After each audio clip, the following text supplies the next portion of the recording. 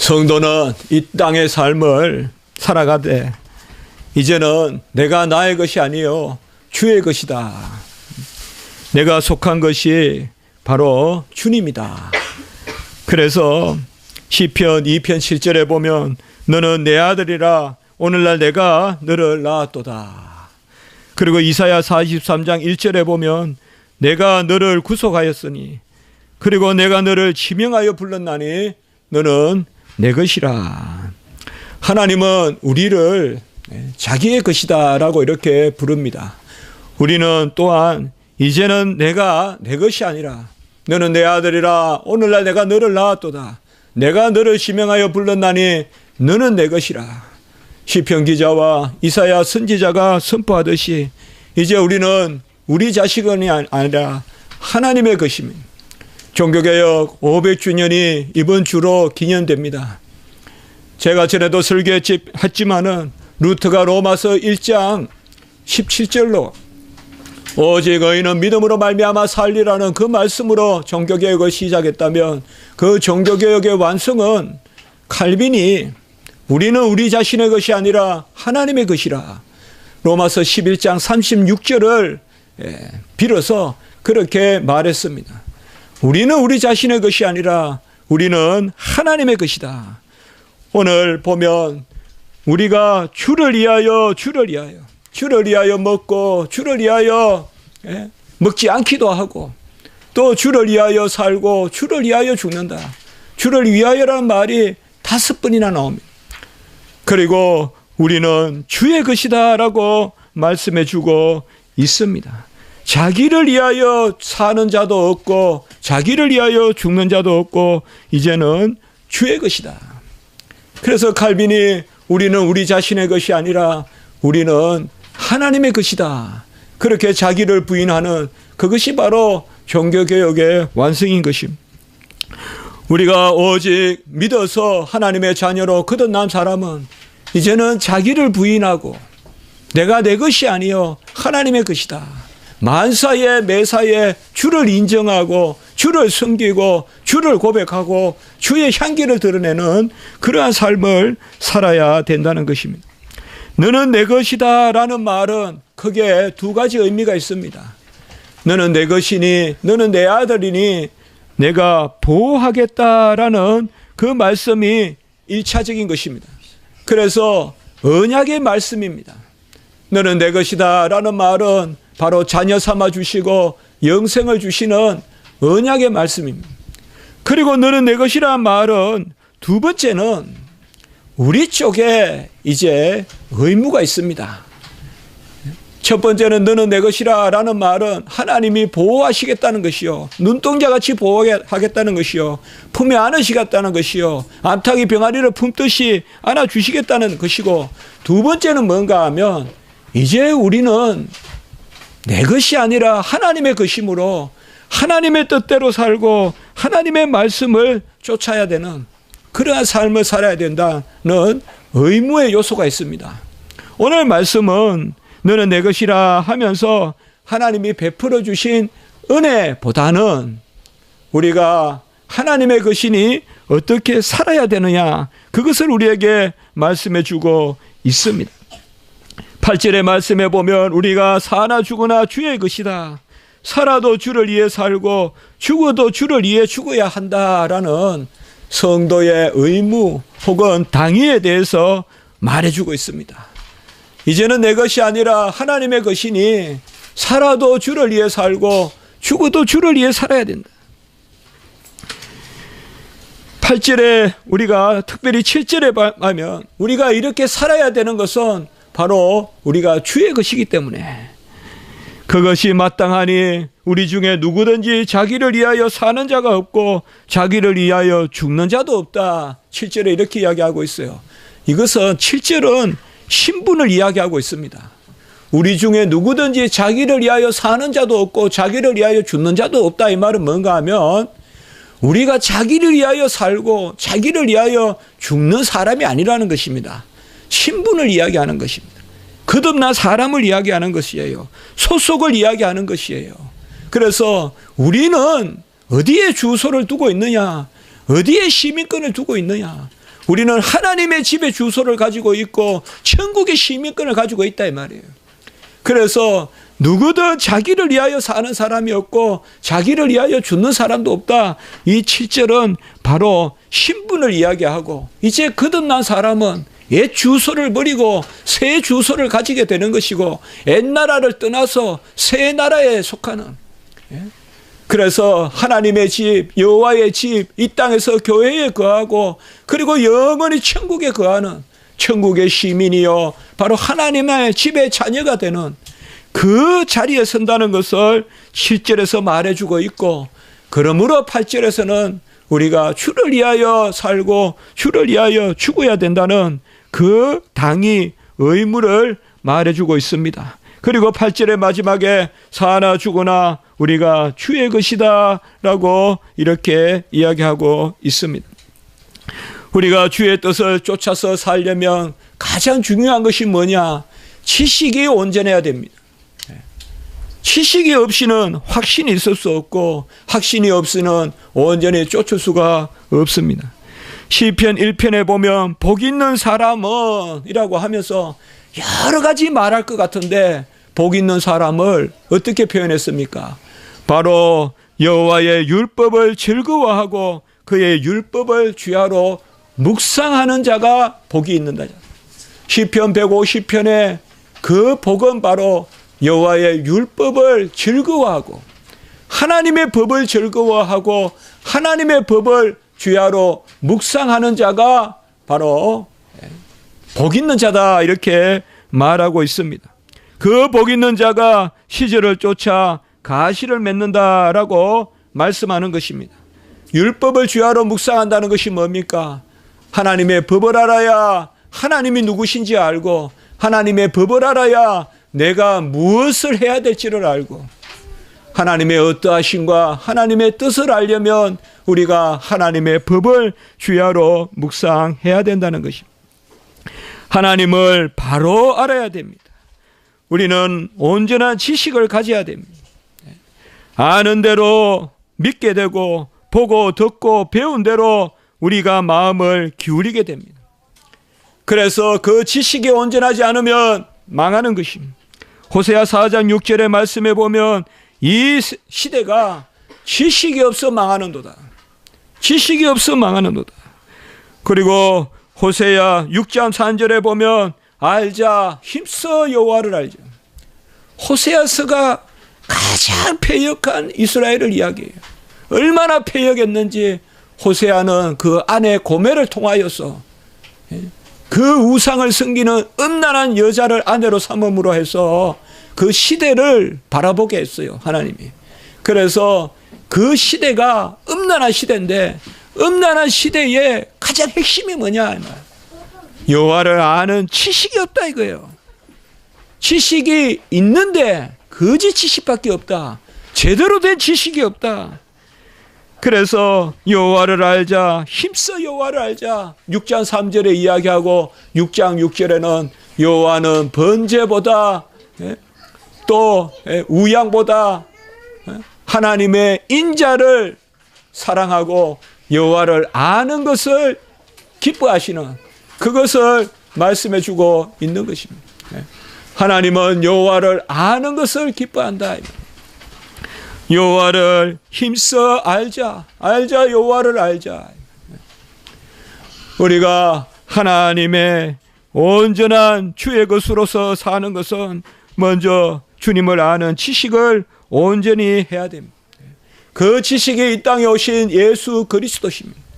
구약은 알자 힘써 여호와를 알자 그랬으면 이제 이 시대에는 영생은 아버지와 그의 보내신 자 아들을 아는 것이다. 요한복음 17장 3절. 영생은 하나님과 그의 보내신 자 아들을 아는 것이다. 이제는 아들을 아는 것이 바로 하나님께 나아가는 길입니다. 그 예수 그리스도 안에는 은혜와 진리가 충만하고 요한복음 1장 14절 17절. 예수 그리스도 안에는 지식이 있을 뿐만 아니라 진리가 있을 뿐만 아니라 은혜가 있고 예수를 알면 알되 은혜롭게 알고 그 예수를 아는 것이 바로 모든 사람에 있는 것이 아니라 고린도전서 8장 7절에 이야기하고 있어요. 이 지식은 아무에게나 주는 것이 아니다. 구약에는 힘써 여호와를 알자라고 했으면 하나님이 그 길을 아는 길을 열어주셨으니 그 길이 바로 이 땅에 오신 예수 그리스도를 아는 것입니다. 그러므로 우리 믿는 도리의 사도시여 대제사장이신 예수를 깊이 생각하자. 히브리서 3장 1절. 우리 믿는 도리의 사도시여 대제사장인 예수를 깊이 생각하자. 그리고 히브리서 12장 2절에는 믿음의 주여 온전하게 하시는 예수 그리스도를 바라보라라고 이렇게 말하고 있습니다. 이제 우리가 우리의 것이 아니라 주의 것이요 너는 내 것이니 내가 너를 지명하여 불렀나니 너는 내 것이라. 너는 내 아들이라 내가 너를 낳았도다. 우리가 하나님의 것이라면 제일 먼저 이 시대에 하나님의 영광을 위하여 우리는 여호와를 아는 데 힘을 써야 된다. 알지 않고 그릇된 것은 다 힘써봤자 거꾸로 가는 것입니다. 방향을 제대로 맞춰놓고 악셀레이터를 밟아야 온전한 것이지 방향이 그릇되면 땀을 흘릴수록 멀어지는 것입니다. 제가 미국에 유학 갔을 때 우리 큰놈이 아파서 병원에 가봤더니요 열이 막 40도 이렇게 나서 가니까 옷을 홀라당 벗겨가지고 그냥 약도 안 주고 이거는 아무리 이해하려고 해도 이해가 안 돼요. 우리는 어릴 때 감기 걸리면 막 그냥 불을 지펴서 방을 따뜻하게 해놓고 이불을 2개 덮어 쓰고 땀을 쭉 흘려야 그래야 감기가 낫죠. 그게 전혀 다른 지식이죠. 그러니까 미국에 가니까 그저 뭐라고 이야기하는가 하면 욕조에 물을 받아서 아이를 붕붕 담그라고. 그 지식에 따라서 우리가 전혀 달라집니다. 물론 나중에 생각해 보니까 열을 낮추는 방법이 다를 뿐이지 열을 낮추는 것은 공통된 것 같아요. 우리나라는 열을 어떻게 낮추는가 하면 열을 내서 열을 빼내서 낮추고 또 서양의 방법은 열을 그냥 식혀서 낮추고 그 방법의 차이인데 어쨌든 열을 내리게 해야 되는데 그러한 지식의 차이가 있다는 것을 알게 되었습니다. 여러분 우리가 신앙생활 할 때 지식이 중요해요.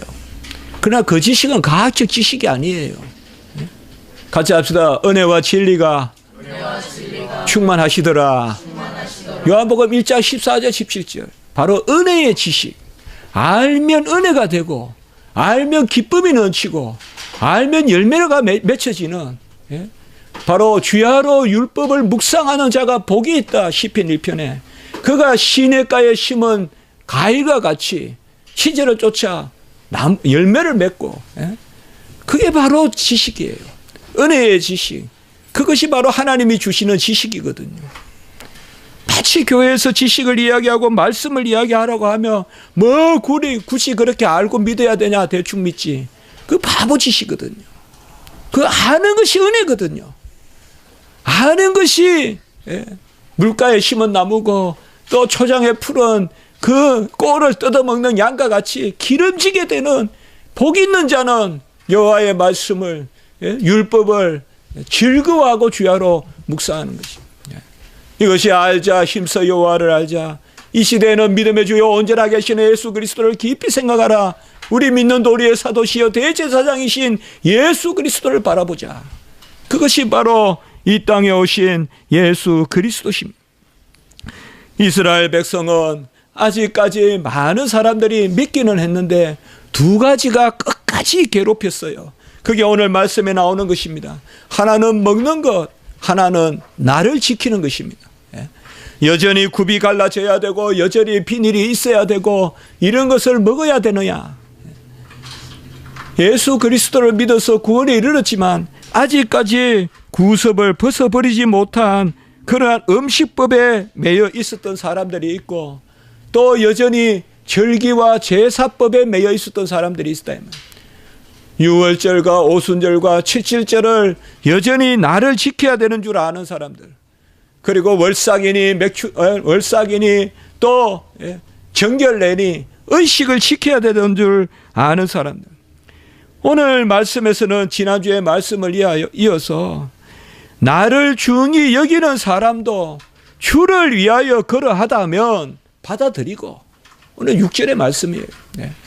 나를 중히 여기는 자, 그 5절에 보면 이날을 저날보다 낮게 여기는 자, 이 사람들은 뭐야 하면 유대인으로서 교회에 들어온 사람들이에요.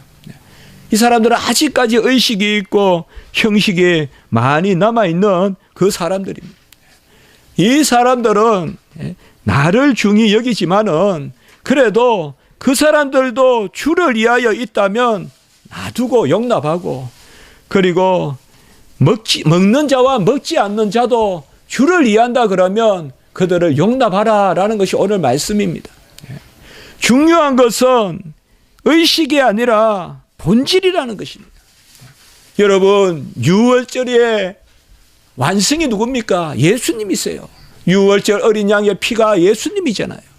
그리고 맥추절, 초실절, 오순절, 바로 첫 열매를 기념하는 그 부활의 첫 열매가 누굽니까? 예수님이십니다. 그리고 수장절, 초막절, 영원한 장막에서 거하는 그 남편 되시는 분, 신랑 되시는 분이 누굽니까? 바로 예수님이십니다. 예수님이 이 땅에 오셔서 다 이루셨습니다. 유월절도 이루시고, 오순절도 이루시고, 맥추절, 초실절, 같은 말이죠. 오순절, 맥추절, 추실절 다 이루시고, 장막절, 수장절 다 이루셨습니다. 예수님이 이 땅에 오셔서 모든 제사를 다 이루셨어요. 십자가에서 걸려서 드려지는 거제, 몸을 흔들면서 드려지는, 이를 갈고 몸을 흔들면서 떨면서 고통 가운데 드려지는 요제, 살을 빻아서 드리는 그 소제, 그리고 부어서 드리는 전제, 그리고 자기 자신을 다 드리는 번제, 모든 제사를 주님께서 십자가에서 다 드렸어요. 주님이 언약도 절기도 제사도 다 이루셨어요. 시내산에서 언약을 맺을 때 출애굽기 24장 3절에서 7절과 8절을 보면 이스라엘 백성들이 여호와께서 말씀하신 모든 것을 우리가 준행하시리라, 여호와께서 말씀하신 모든 것을 우리가 준행하리이다 라고 이스라엘 백성들이 소리내서 따라서 했어요. 우리가 준행하리이다, 준행하리이다. 그리고 모세가 소로 번제를 드리고 소를 잡아서 그 피로 화목제물에 피를 드리고 그 피를 뿌리면서 모세가 이렇게 선포해요. 바로 이 피는 언약의 피다. 구약시대 때 우리가 율법을 준행하리이다, 율법을 준행하리이다. 시내산에서 모세가 율법을 받아왔을 때, 두 돌판에서 친히 새겨주신 그 율법을 받아왔을 때, 그 율법을 놓고 이제 하나님께 감사하면서 번제를 드리고, 소를 잡아서 번제를 드리고, 우리가 준행하리이다, 우리가 준행하리이다 하나님께 큰 소리로 외치면서 그 피를 뿌리고, 그때 모세가 이 피는 언약의 피다라고 이렇게 외친 것입니다. 무슨 말입니까? 제사가 본질이 아니고, 의식이 본질이 아니고, 피가 본질이라는 것입니다. 피가 본질이라는 것이요. 아직은 예수님의 피가 아니지만은, 그것은 소의 피지만은, 이제 오실 예수 그리스도는 우양의 피가 아니라 단번에 영원한 제사를 드리는 그 예수님의 피가 우리를 구원했다라고 말씀하는 것입니다. 이스라엘 백성에게는 두 가지가 있었어요. 율법과 언약의 피. 같이 합시다. 율법과 언약의 피. 율법은 하나님의 말씀이요, 율법은 하나님의 어떠하심을 나타내는 말씀이요. 주야로 묵상했어요. 다윗과 같이. 들어가나 나오나 출입의 율법을 잊어버리지 않았어요. 일어서나 앉으나 율법을 기억했어요. 이마에 율법을 붙이고 소매에 율법을 붙였어요. 생각할 때도 법을 생각하고 움직일 때도 법을 생각하고. 이스라엘 백성 때는 계속 하나님의 말씀이에요. 그 그러나 그 말씀, 구약시대 때의 그 의식과 구약시대 때의 그 말씀은 언약의 피예요. 그래서 피제사를 드려야 돼요. 이스라엘 백성의 삶의 중심은 바로 피제사예요. 이스라엘 사람들은 일주일 내내 제사만 생각하고 사는 사람들이에요. 구약의 이스라엘 백성들은 제사만 생각해요. 제가 이스라엘 가서 그걸 깨달았어요. 이스라엘 백성들은 제사만 생각해요. 제사 준비하고 제사 드리고 나면 또 잘 드렸다 안 드렸다 생각하고. 그런데 이 말씀, 이 율법과 언약의 피가 고스란히 신약시대 때 예수님께 그대로 다 이루어진단 말이에요. 그는 이 땅에 오신 말씀이요, 그가 십자가에서 죽으셨잖아요. 요한복음 1장 1절에 태초로부터 말씀이 계시니 그가 바로 예수 그리스도시요. 이제는 이 땅에 오신 말씀입니다. 그 말씀이 십자가에서 죽으심으로 그 구약의 말씀과 피가 이제 예수 그리스도에 의해서 다 이루어졌습니다.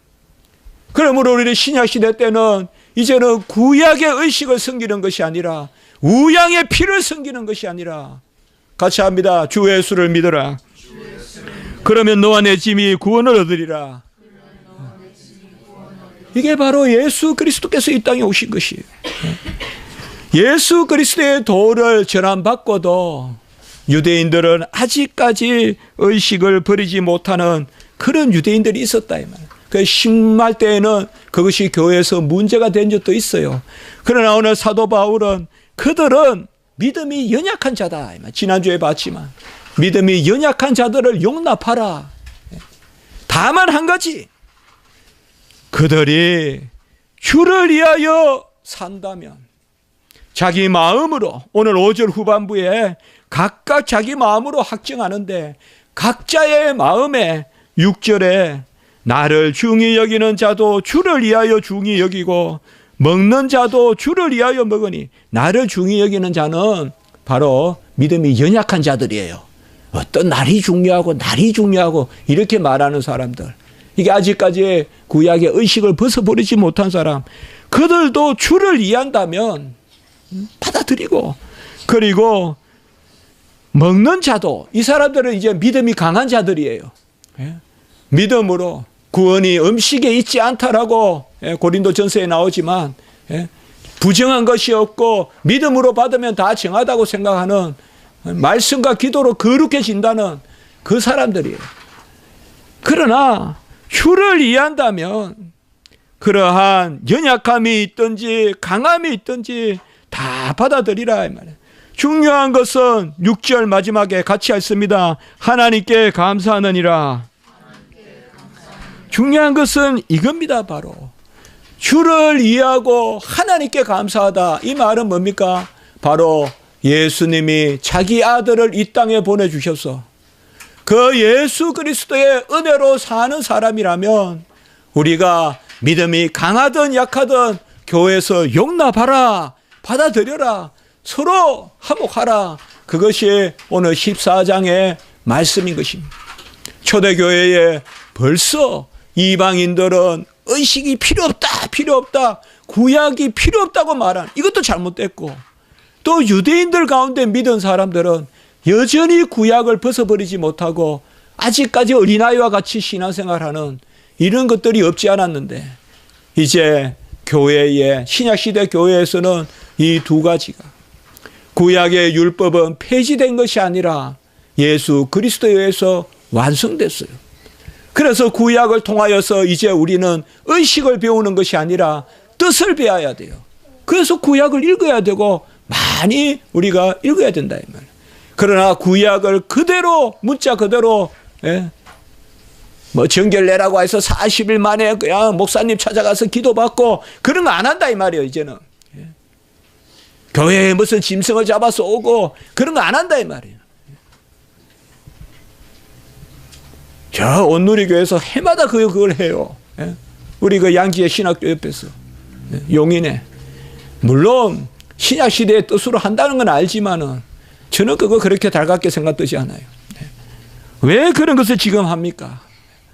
지금은 보이면 말씀 듣고 예수 그리스도의 십자가를 자랑하고 주를 위하여 주를 위해 먹고 주를 위해 먹지 않고 주를 위해 나를 지키고 주를 위해 나를 지키지 않고 비록 신앙에 강함과 약함이 있더라도 모두 받아들이라라고 이렇게 말씀하고 있습니다.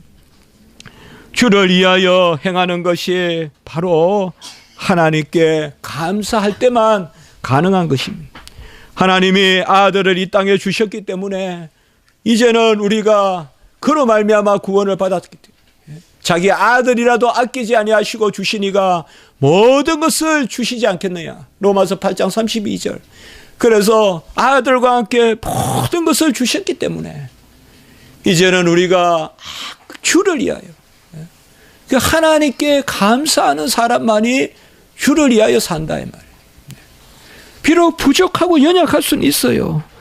그러나 주를 위하여 먹고 주를 위하여 먹지 말고 주를 위하여 산다면 우리가 성도로서 다 용납하라라고 이렇게 말씀하는 것입니다.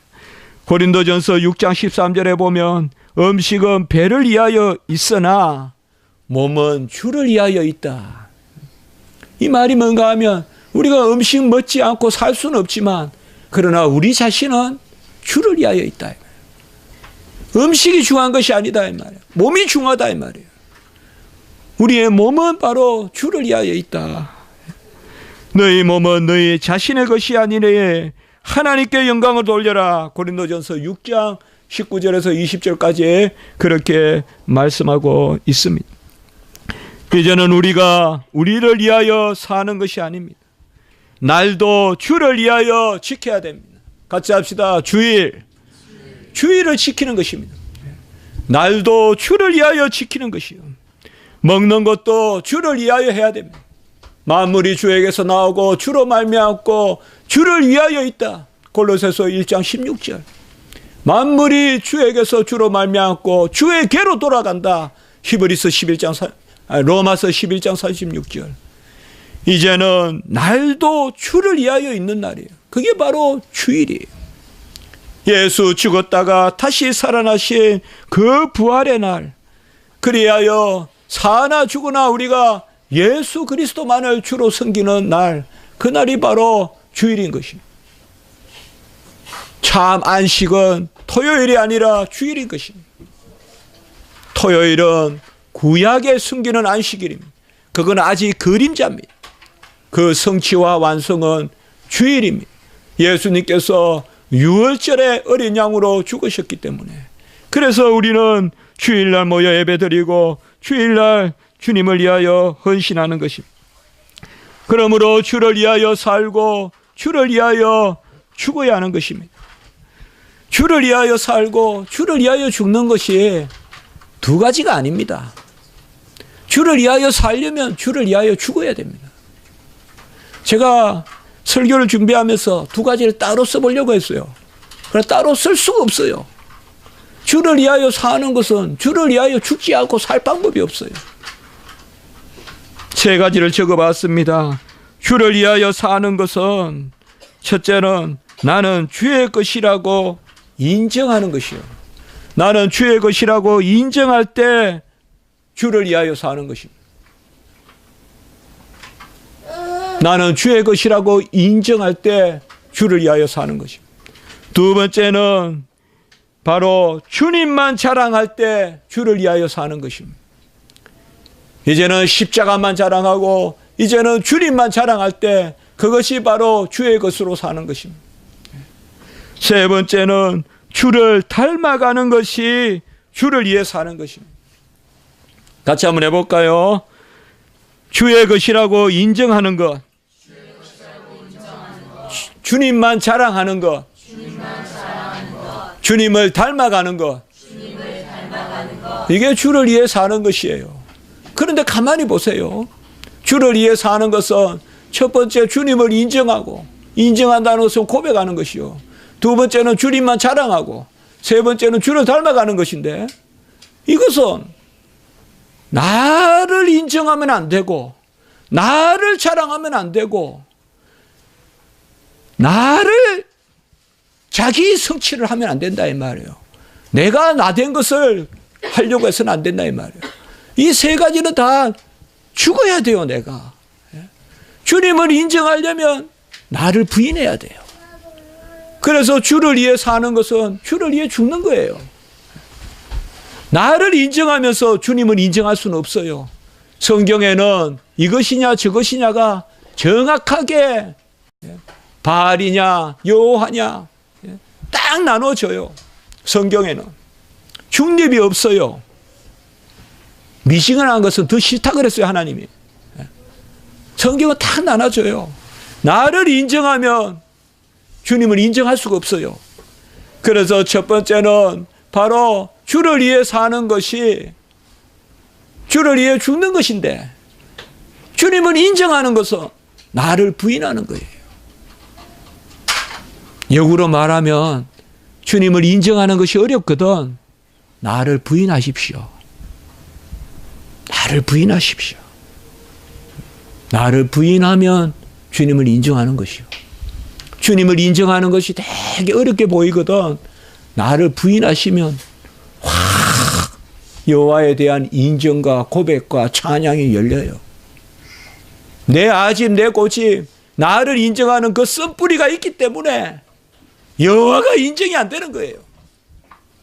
나를 부인해야 돼요. 두 번째는 나를 자랑하려고 하니까. 부석거리면 내 자랑이에요. 조금만 움직이면 내 자랑이에요. 뭘 하면 내가 다 한 줄 알아요. 농부가 한 게 뭐가 있어요? 농부 애 먹는 거 저도 알아요. 그래도 농부가 한 게 뭐가 있어요? 뭐 바민이 자신이 저 가평에 가면 뭐 바민이 자신이 많은데 거기 가평에 가 보니까 딸 때만 애 먹더구만. 하나님이 다 깎아 놓더라고요. 딸 때만 올라가가지고 이제 그 올라가서 애 먹, 물론 그건 애를 먹죠. 그럼 하나님이 다 하잖아요. 내가 했다 하면 자랑할 수 없어요. 우리 교회도 마찬가지죠.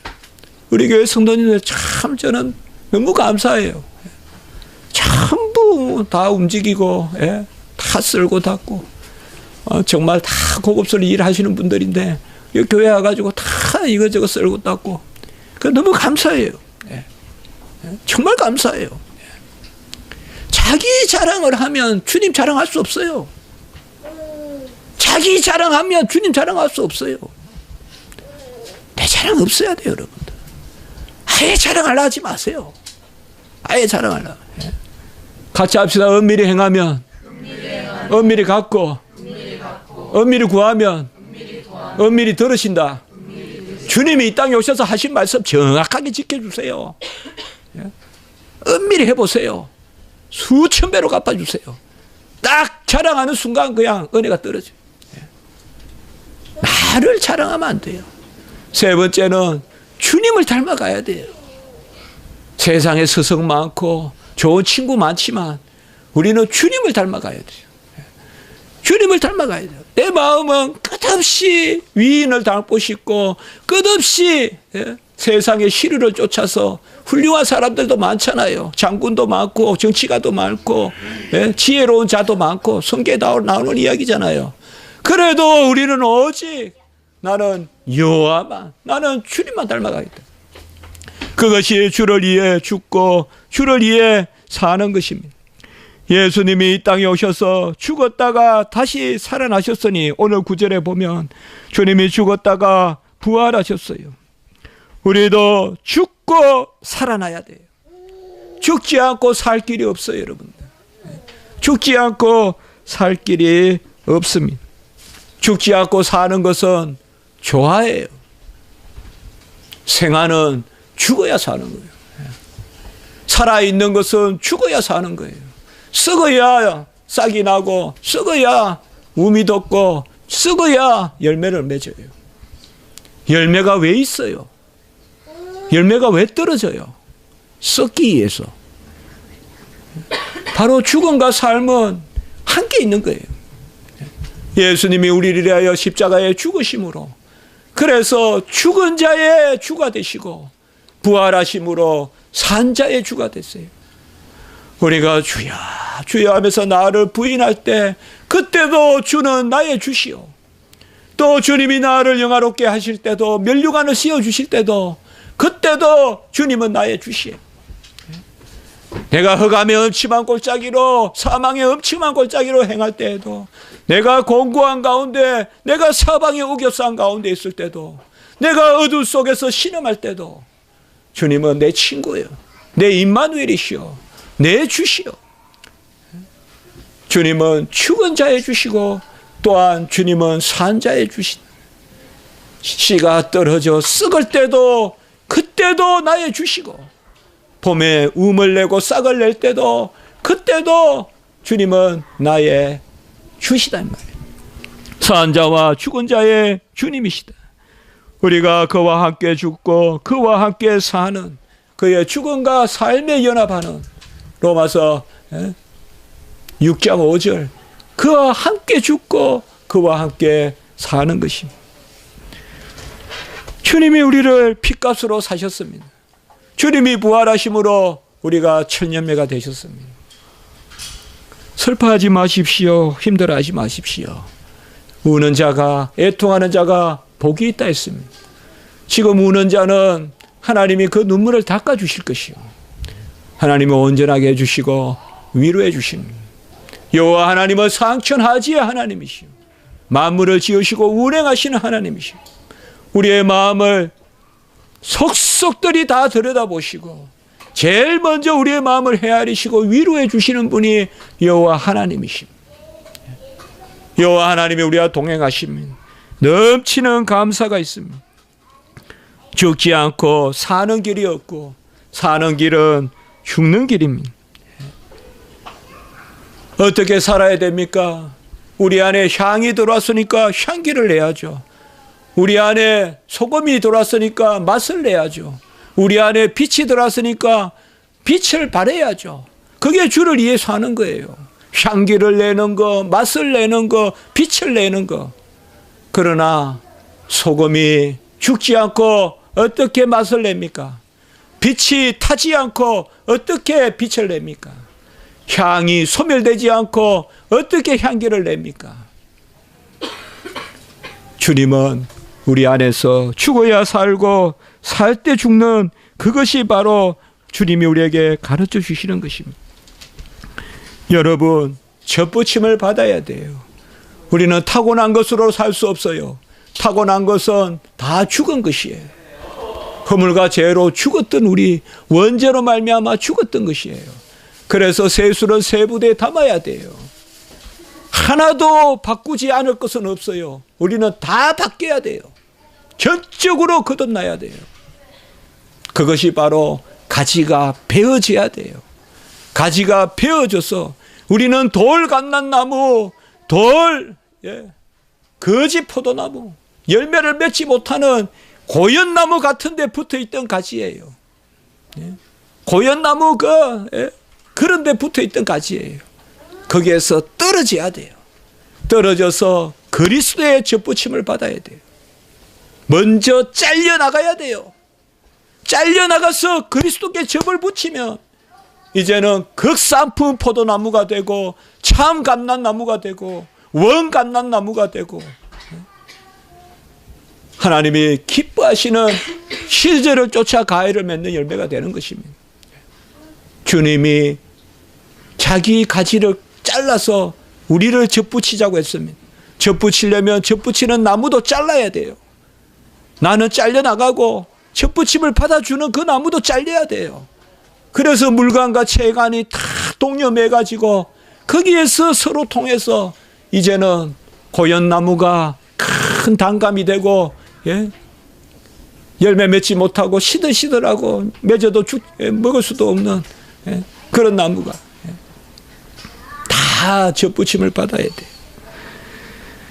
사도 바울과 같이 눈이 멀어져야 새 눈을 뜹니다. 사흘 동안 눈에 비늘이 덮여야 새로운 눈이 영안이 열립니다. 주님 사랑하는 줄 주께서 아신다고 자기를 부인해야 이제 베드로와 같이 주님의 일을 합니다. 자기를 인정하고 주님을 부인하던 그 베드로가, 3번이나 주님을 부인하고 자기를 인정하던 그 베드로가 이제는 주께서 내가 주를 사랑하는 줄도 주께서 아시나이다. 지식조차도 주님께 맡기는. 난 모릅니다. 주님이 아십니다. 우리 정말 그렇거든요. 진짜 우리가 주님께 할 말은 주께서 아십니다. 그때 베드로를 주님께서 사용하십니다. 나는 남편이 없다라고 할 때 사마리아 여인에게 바로 메시아 주님이 눈에 보이기 시작하는 것입니다. 끊어야 돼요. 풀어야 돼요.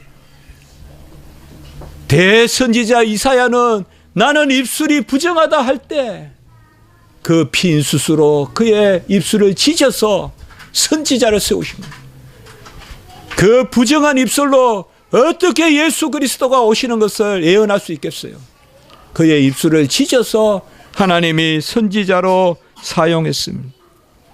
나는 죄인이로소이다 라고 했을 때 주님께서 베드로를 사람 낳는 어부가 되게 하셨습니다. 같이 합니다. 죽으면 죽으리이다. 에스더가 했을 때 에스더도 살고 나라도 살았습니다. 죽으면 죽으리다 할 때 우리 가정이 삽니다. 이 나라가 삽니다. 우리 직장이 삽니다. 살아 죽으나 주의 것이요 이제는 내 것이 아니라 너는 내 것이라. 오늘날 내가 너를 낳았도다. 내가 너를 지명하여 불렀도다. 바로 우리는 주님의 것입니다. 주님의 품 안에 거하면서 즐거워하십시오. 기뻐하십시오. 모든 것을 주님이 다 보십니다. 우리가 부활의 삶을 살고 있습니다. 부활의 맛을 보고 있습니다. 다만 해묵은 죄에 속한 그것을 버리세요. 세상 사람들과 달리기 위해서 1등 하려 하지 마시란 말이에요. 내 자랑은 세상 자랑이에요. 주님을 자랑해야 돼요. 더 죄 잘 짓고 더 잘 속이고 더 거짓말하고 그건 하나님 은혜가 아니에요. 자기를 부인하고 하나님을 주의 것이로다. 사나 죽으나 우리가 주의 것이로다. 주님이 우리를 자녀 삼아 주셨으므로 우리를 온전하게 시절을 쫓아 가해를 맺는 그런 자녀로 우리를 인쳐 주실 줄을 믿습니다. 기도드리겠습니다. 거룩하고 자비로우신 하나님 아버지, 오늘 귀한 말씀을 통하여서 우리가 사나 죽으나 주의 것이고 그것이 주가 우리를 위해 죽고 우리를 위해 사신 그 부활의 도임을 깨닫게 하시니 참으로 감사합니다. 무엇보다 알자, 힘써 여호와를 알자, 믿음의 주여 온전케 하시는 예수 그리스도를 우리가 깊이 생각하는 그러한 저희들 되게 도와주시며 일체의 욕심과 일체의 내 자랑을 다 버리게 하시고 나의 나된 것이 오직 예수 그리스도로 말미암은 것이라는 것을 고백하면서 하나님께 감사함의 영광을 올리는 저희들의 삶이 되게 해 주시옵소서. 구주 예수 그리스도의 이름으로 감사하며 기도드리옵나이다. 아멘.